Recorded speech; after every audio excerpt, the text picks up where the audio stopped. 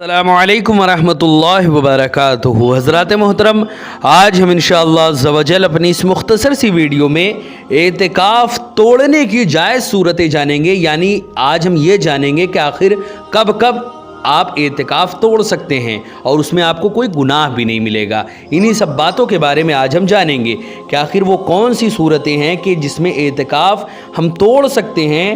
ہاں، اس کی قضا لازم ہوگی۔ اعتکاف ہم کب کون سی صورتوں میں توڑ سکتے ہیں، اس کی قضا ہم کو بعد میں ادا کرنا ہے، لیکن اس سے کوئی گناہ نہیں ہوگا۔ انہی تمام صورتوں کے بارے میں آج ہم جانیں گے کہ جس سے ہم اعتکاف جس میں آسانی توڑ سکتے ہیں، اس میں کوئی بھی گناہ ہم کو نہیں ملے گا۔ ویڈیو پسند آئے تو ویڈیو کو لائک کریں، شیئر کریں، اور اگر ہمارے محمدی چینل پر نئے آئے ہوں تو اسے ضرور سبسکرائب کر کے بیل آئیکن کو بھی ضرور دبائیں تاکہ اس طرح کی تمام انفارمیٹیو ویڈیوز آپ تک ضرور پہنچے۔ ساتھ ہی ساتھ آج ہم یہ بھی جانیں گے کہ اعتکاف میں کون سے کام ہیں جو جائز ہیں، اس میں کوئی بھی حرج نہیں ہے۔ اعتکاف میں یہ کام آپ آرام سے کر سکتے ہیں۔ انہی سب باتوں کے بارے میں آج ہم جانیں گے۔ حضرات محترم، جیسے کہ آپ لوگوں کو معلوم ہے کہ ہم اسی طرح دینی اور علمی کام کو باضابطہ انجام دے رہے ہیں۔ اسی مقصد کے پیش نظر ہم نے ایک مدرسہ اور ایک جامع مسجد کی باضابطہ بنیاد ڈالی ہے۔ آپ میں سے جو کوئی بھی ہمارے مدرسے یا مسجد میں تعاون کرنا چاہتا ہے، ہمیں سپورٹ کرنا چاہتا ہے، تو وہ زکوٰۃ، صدقہ، فطرہ، عطیہ، ہدیہ یا کسی بھی طرح کا ڈونیشن ہمارے مدرسے یا مسجد میں وہ دینا چاہتا ہے، تو وہ گوگل پے کے ذریعے، پے ٹی ایم کے ذریعے، بینک اکاؤنٹ کے ذریعے یا ویسٹرن یونین کے تھرو، جس کے ذریعے بھی وہ ہمارے مدرسے یا مسجد میں تعاون کرنا چاہتا ہے، وہ تعاون کر سکتا ہے۔ حضرات محترم، آج ہم یہی جانیں گے کہ آخر وہ کون سی صورتیں ہیں جس میں اعتکاف ہم توڑ سکتے ہیں۔ حضرات محترم، پہلی صورت یہ ہے کہ اعتکاف کے دوران کوئی ایسی بیماری پیدا ہو گئی جس کے علاج مسجد سے باہر نکلے بغیر نہیں ہو سکتا۔ یعنی آپ اعتکاف میں ہیں، آپ کو ایسی بیماری لاحق ہو گئی کہ آپ مسجد کے باہر جب تک نہیں نکلیں گے آپ کا علاج ہو ہی نہیں سکتا، تو ایسی صورت میں اعتکاف توڑنا جائز ہے۔ اسی طرح دوسری صورت جب اعتکاف آپ توڑ سکتے ہیں وہ یہ کہ کوئی بندہ ڈوب رہا ہو یا آگ میں جل رہا ہو، تو اجازت ہے کہ آپ اعتکاف توڑ کر ڈوبتے ہوئے کو بچائے اور جلتے ہوئے کی آگ کو بجھائے۔ تو ایسی صورتوں میں آپ اعتکاف توڑ سکتے ہیں، لیکن بعد میں ان کی قضا کرنا آپ کو ضروری ہے اور ان کے توڑنے پر آپ کو کوئی گناہ بھی نہیں ملے گا۔ اسی طرح تیسری صورت جس میں آپ اعتکاف توڑ سکتے ہیں وہ یہ ہے کہ جہاد کے لیے اعلان عام کر دیا جائے، یعنی جہاد فرض عین ہو جائے۔ تو پھر ایسی صورت میں جب ایسی صورت پیش آ جائے تو اعتکاف کو توڑ کر آپ جہاد میں شرکت کریں۔ اسی طرح پانچویں صورت جب آپ اعتکاف اپنا توڑ سکتے ہیں وہ یہ ہے کہ اگر جنازہ آ جائے۔ چوتھی جو صورت ہے وہ یہ کہ اگر جنازہ آ جائے، کوئی اور نماز پڑھانے والا نہیں ہے، تو اعتکاف توڑ کر آپ نماز جنازہ پڑھا سکتے ہیں۔ اسی طرح پانچویں صورت جس میں آپ اعتکاف اپنا توڑ سکتے ہیں اور یہ جائز بھی ہے وہ یہ ہے کہ کوئی شخص زبردستی نکال کر باہر لے جائے، مثلا حکومت کی طرف سے گرفتاری کا وارنٹ آ جائے تو بھی اعتکاف توڑنا جائز ہے۔ اسی طرح چھٹویں صورت یہ ہے جب آپ اعتکاف توڑ سکتے ہیں وہ یہ ہے آپ اگر کسی معاملے میں گواہ ہوں اور آپ کی گواہی فیصلے کی بنیاد پر ہو، یعنی آپ اگر کسی معاملے میں گواہ ہوں اور آپ کی گواہی فیصلے کی بنیاد ہو تو آپ کے لیے یہ جائز ہے کہ اعتکاف توڑ کر گواہی دینے تشریف لے جائیں اور حقدار کے حق کو ضائع ہونے سے آپ بچائیں۔ حضرات محترم، اب آپ کے سامنے میں ایک ایسی حکایت پیش کر رہا ہوں جو یقیناً آپ کے علم اور عمل میں اضافہ کرے گی۔ حضرات محترم، محدثین کرام رحمۃ اللہ علیہم نے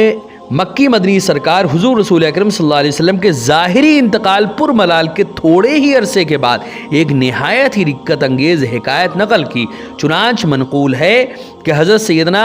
عبداللہ ابن عباس رضی اللہ تعالیٰ عنہما مسجد نبوی شریف کی پر انوار اور رحمت سے معمور فضاؤں میں آپ معتکف تھے۔ ایک نہایت ہی غمگین اور افسردہ شخص آپ کی خدمت میں حاضر ہوا۔ آپ نے نہایت ہی ہمدردی کے ساتھ وجہ غم دریافت کی، یعنی اس سے غم کی وجہ پوچھی کہ بھائی تم کو کیا ہوا؟ اس نے عرض کیا، یا رسول اللہ، اے رسول اللہ کہ چچا جان کے لخت جگر فلاں کا میرے ذمے کچھ حق ہے۔ پھر سرکار دو عالم صلی اللہ علیہ وسلم کے مزار پر انوار کی طرف اشارہ کرتے ہوئے کہنے لگا اس روضہ انور کے اندر تشریف فرما آقا کی حرمت یعنی عزت کی قسم میں اس کے حق کو ادا کرنے کی استطاعت اور طاقت نہیں رکھتا۔ حضرت سیدنا ابن عباس رضی اللہ تعالیٰ عنہما نے فرمایا کیا میں تمہاری سفارش کر دوں؟ اس نے عرض کیا جس طرح آپ بہتر سمجھیں۔ چنانچہ ابن عباس رضی اللہ تعالیٰ عنہ نے یہ سن کر فوراً مسجد نبوی شریف تشریف لائے۔ یعنی حضرت ابن عباس نے جب یہ کہا کہ کیا میں تمہاری سفارش کر دوں تو اس نے کہا کہ اگر آپ ایسا بہتر سمجھ رہے ہیں تو آپ سفارش کر دیں۔ چنانچہ حضرت ابن عباس یہ سن کر فوراً مسجد نبوی شریف سے باہر نکل آئے۔ یہ دیکھ کر وہ شخص متعجب ہو کر عرض پیرا ہوا علی جا کیا آپ اعتکاف بھول گئے؟ جواباً آپ نے ارشاد فرمایا کہ نہ اعتکاف نہیں بھولا۔ پھر تاجدار مدینہ صلی اللہ علیہ وسلم کی تربت اطہر کی طرف اشارہ کرتے ہوئے اشکبار ہو گئے، کیونکہ حضور رسول اکرم صلی اللہ علیہ وسلم کو جدا ہوئے زیادہ عرصہ نہیں ہوا تھا۔ سرکار مدینہ صلی اللہ علیہ وسلم کی یاد نے بے قرار کر دیا، آنکھوں سے ٹپ ٹپ آنسو گرنے لگے۔ حضرات محترم،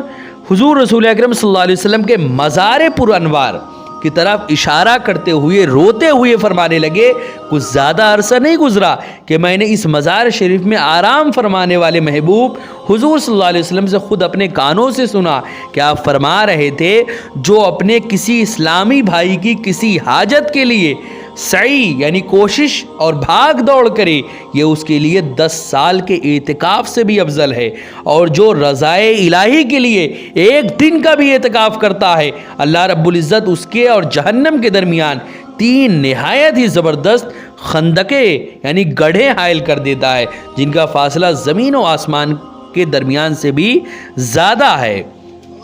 حضرات محترم، سبحان اللہ، جب ایک دن کی اعتکاف کی اتنی فضیلت ہے تو پھر 10 سال کے اعتکاف کی فضیلت کا کون اندازہ کر سکتا ہے؟ اسے حکایت سے اپنے اسلامی بھائیوں کی حاجت روائی اور مشکل کشائی کی فضیلت بھی معلوم ہو گئی۔ واقعی اگر اس گئے گزرے دور میں ہم ایک دوسرے کی غمخواری اور غم گساری میں لگ جائیں تو آنن فانن دنیا کا نقشہ ہی بدل کر رہ جائے، لیکن آج افسوس ہے اس بارے میں، آج کل تو بدقسمتی سے بھائی بھائی کے ساتھ ٹکراؤ کر رہا ہے۔ آج مسلمان کی عزت و آبرو اور اس کے جان و مال مسلمان کے ہی ہاتھوں پامال ہوتے نظر آ رہے۔ اللہ عز و جل ہمیں نفرتیں مٹانے اور محبتیں بڑھانے کی توفیق عطا فرمائے، آمین یا رب العالمین۔ حضرات محترم، اب آپ کے سامنے وہ تمام کام میں آپ کے سامنے پیش کروں گا کہ اعتکاف میں جو کام کرنا جائز ہے اس میں کوئی بھی حرج نہیں ہے، یعنی وہ کون کون سے کام ہیں جو اعتکاف کی حالت میں آپ کر سکتے ہیں، وہ کام آپ کے سامنے میں پیش کر رہا ہوں، وہ باتیں پیش کر رہا ہوں۔ حضرات محترم، سب سے پہلا کھانا پینا سونا، مگر مسجد کی دری پر سونے کے بجائے احتیاط اسی میں ہے کہ اپنی چادر یا چٹائی پر سوئے۔ اسی طرح دوسری چیز جو جائز ہے وہ یہ کہ ضرورتاً دنیاوی بات چیت کرنا، مگر فالتو باتیں ہرگز نہ کرے، یعنی ضرورتاً دنیاوی بات آپ کر سکتے ہیں، کوئی ضرورتاً اگر کرنا چاہیں تو کر سکتے ہیں، فالتو باتیں نہ کریں۔ اسی طرح تیسری جو چیزیں اعتکاف میں جائز ہے وہ یہ کہ مسجد میں کپڑے تبدیل کرنا، عطر لگانا، سر یا داڑھی میں تیل لگانا، یہ تمام کام بھی اعتکاف میں جائز ہیں۔ اسی طرح داڑھی کا خط بنوانا، زلفیں تراشنا، کنگھی کرنا، مگر ان سب کاموں میں یہ احتیاط ضروری ہے کہ کوئی بال مسجد میں نہ گرے، تیل یا کھانے وغیرہ سے مسجد کی صفیں اور دیواریں وغیرہ آلودہ نہ ہو۔ اس کی آسان صورت یہ ہے کہ یہ کام کرتے وقت اپنی چادر وغیرہ بچھا لے۔ اسی طرح پانچویں چیزیں جو اعتکاف میں آپ کو کرنا جائز ہے وہ یہ کہ مسجد میں کسی مریض کا معائنہ کرنا اور اس کو دوا بتانا بلکہ نسخہ لکھ کر دینا، یہ تمام کام بھی اعتکاف کی حالت میں جائز ہے۔ اسی طرح قرآن مجید یا علم دین پڑھانا یا سنتیں اور دعائیں سکھانا یا سیکھنا، یہ تمام چیزیں بھی اعتکاف کی حالت میں جائز ہیں۔ اسی طرح ساتویں چیز جو اعتکاف کی حالت میں جائز ہے وہ یہ کہ ضرورتاً مسجد کے اندر ریح خارج کرنا۔ اسی طرح آٹھویں جو چیزیں ہیں جو اعتکاف کی حالت میں جائز ہے وہ یہ کہ اپنی یا اپنے ماں یعنی اپنی یا اپنے بال بچوں کی ضرورتوں کے لیے، اپنے ماں باپ کی ضرورتوں کے لیے مسجد میں خرید و فروخت معتکف کے لیے جائز ہے، مگر تجارت کی کوئی چیز مسجد میں نہیں لا سکتے۔ ہاں اگر تھوڑی سی چیز ہے کہ مسجد میں جگہ، یعنی اگر تھوڑی سی چیز ہے کہ مسجد میں جگہ نہ گھیرے تو لا سکتے ہیں۔ خرید و فروخت صرف تجارت کے لیے ہو اور مال کمانا مقصود ہو تو یہ جائز نہیں ہے، وہ مال مسجد کے باہر ہی کیوں نہ ہو، ایسی صورت میں بھی ایک معتکف کے لیے یہ کام کرنا جائز نہیں ہے اگر تجارت یعنی خریدنے بیچنے کی غرض سے ہو۔ اسی طرح نویں چیزیں جو اعتکاف کی حالت میں جائز ہیں وہ یہ کہ کپڑے، برتن وغیرہ مسجد کے اندر دھونا جائز ہے، بشرطے کہ مسجد کی دری یا فرش پر اس کا کوئی چھینٹا نہ گرنے پائے۔ اس کی ایک صورت یہ ہے کہ کسی بڑے برتن وغیرہ میں دھوئے۔ ان باتوں کے علاوہ اور تمام وہ کام جو اعتکاف کے لیے مفسد اور ممنوع نہیں، فی نفسی بھی جائز ہے، اور ان کے کرنے سے مسجد کی بھی کسی طرح سے بے حرمتی نہیں ہوتی۔ سب کے سب کام معتکف کے لیے جائز ہے، بیجا باتوں سے بچے کہ حضور رسول اکرم صلی اللہ علیہ وسلم نے ارشاد فرمایا، آخری زمانے میں کچھ لوگ ایسے ہوں گے کہ مسجد میں دنیا کی باتیں کریں گے، اللہ رب العزت کو ان لوگوں کی کوئی کام نہیں، ان لوگوں کی کوئی حاجت نہیں۔ حضرات محترم، اب معتکف کو چند کام کرنے کی اجازت احادیث مبارکہ کی روشنی میں آپ سماعت کریں کہ حضور صلی اللہ علیہ وسلم نے چند کاموں کی اجازت ایک معتکف کو کیسے دی۔ ام المومنین حضرت عائشہ صدیقہ رضی اللہ تعالی عنہ فرماتی ہیں کہ حضور رسول اکرم صلی اللہ علیہ وسلم اعتکاف میں ہوتے ہوئے، جب آپ اعتکاف میں ہوتے تو مسجد ہی میں سے اپنا سر مبارک میرے حجرے کی طرف نکال دیتے اور میں آپ صلی اللہ علیہ وسلم کہ سر اقدس میں کنگھی کر دیتی تھی، اور آپ صلی اللہ علیہ وسلم گھر میں قضائے حاجت کے سوا کسی اور کام کے لیے تشریف نہ لاتے تھے۔ اعتکاف کی حالت میں حضور رسول اکرم صلی اللہ علیہ وسلم بذات خود حضور صلی اللہ علیہ وسلم مسجد ہی میں آپ تشریف فرما ہوتے اور حضرت عائشہ صدیقہ رضی اللہ تعالی عنہ سے کنگھی کروا لیتے تھے، اور ابو داؤد کی روایت میں ہے کہ اس طرح سر اقدس بھی دھلوا لیتے تھے۔ ایک اور روایت میں ہے کہ سر اقدس دھلواتے وقت آپ صلی اللہ علیہ وسلم کے اور حضرت عائشہ کے درمیان صرف دروازے کی چوکھٹ حائل ہوتی تھی، مطلب یہ کہ معتکف کو اندر رہتے ہوئے مسجد سے جسم کا کوئی حصہ یعنی ہاتھ، سر وغیرہ نکالنا چاہے تو یہ اجازت ہے اس کی۔ ام المومنین حضرت سیدتنا عائشہ صدیقہ فرماتی ہیں کہ شہنشاہ مدینہ حضور رسول اکرم صلی اللہ علیہ وسلم اعتکاف کی حالت میں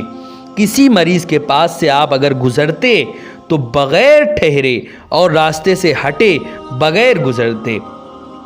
ہوئے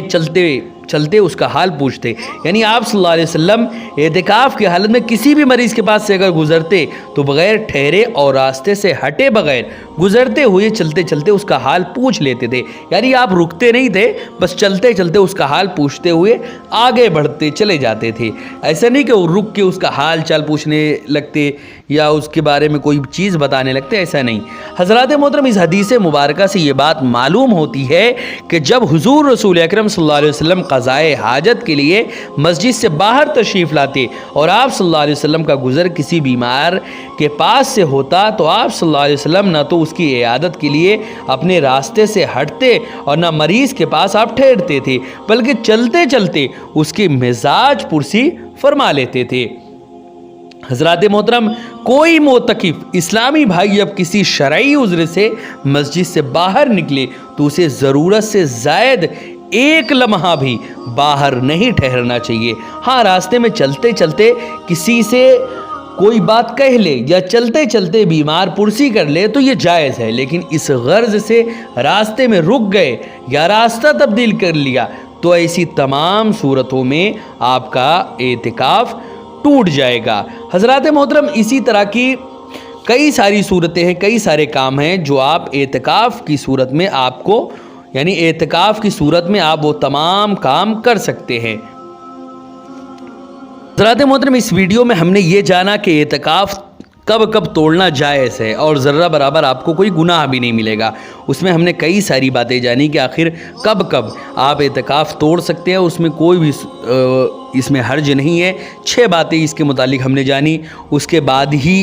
ہم نے اعتکاف میں وہ تمام کام کے بارے میں بھی جانے جو اعتکاف کی حالت میں وہ کام کرنا جائز ہیں۔ اس سے پہلے والی ویڈیو میں ہم نے یہ جانا تھا کہ اعتکاف کی صورت میں کون سے کام آپ نہیں کر سکتے، اگر وہ کریں گے تو اعتکاف آپ کا ٹوٹ جائے گا۔ اس ویڈیو میں ہم نے یہ جانا کہ اعتکاف میں کون کون سے کام ہیں جو آپ کر سکتے ہیں اور اس میں کوئی بھی حرج نہیں ہے۔ اسی طرح اب ہم انشاءاللہ عز و جل نیکسٹ ویڈیو میں اسلامی بہنوں کا اعتکاف جو ہوتا ہے، یعنی ہماری جو معزز خواتین ہیں وہ جو اعتکاف رکھتی ہیں، اعتکاف میں وہ لوگ رہتی ہیں، اس کا کیا حکم ہے، اس کے بارے میں اللہ و رسول نے کیا فرمایا ہے، کیا کیا اس کے شریعت میں احکام ہیں، ان تمام باتوں کے بارے میں انشاءاللہ عز و جل نیکسٹ ویڈیو میں ہم جانیں گے۔ ویڈیو پسند آئے تو ویڈیو کو لائک کریں، شیئر کریں، اور اگر ہمارے محمدی چینل پر نئے آئے ہوں تو اسے ضرور سبسکرائب کر کے بیل آئیکن کو بھی ضرور دبائیں تاکہ اس طرح کی تمام انفارمیٹیو ویڈیوز آپ تک ضرور پہنچے۔ السلام علیکم ورحمۃ اللہ وبرکاتہ۔